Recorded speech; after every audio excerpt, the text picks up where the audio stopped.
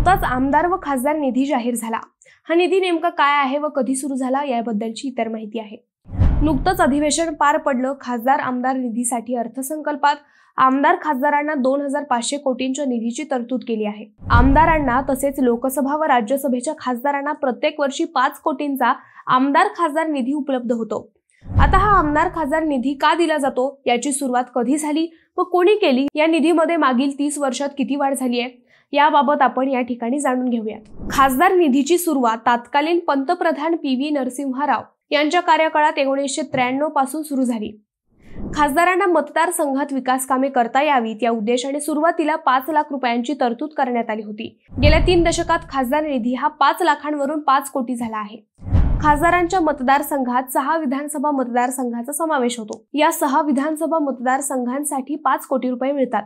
या उलट राज्य सरकारच्या वतीने आमदाराला त्याच्या एकाच मतदारसंघातील विकास कामांसाठी 5 कोटी रुपये उपलब्ध करून दिले जातात। आता या निधी अंतर्गत कोणतेही काम 10 लाख रुपयांच्या मर्यादेपर्यंत सुचवावीत अशी तरतूद आहे। मित्रांनो, तुम्हाला काय वाटतं? आमदार खासदारांना इतर करोडोंचा निधी मिळत असताना हा वैयक्तिक आमदार खासदार निधी दिला पाहिजे का? कमेंट करून नक्की सांगा। तुम्हाला ही माहिती आवडली असेल तर व्हिडिओला लाईक करा।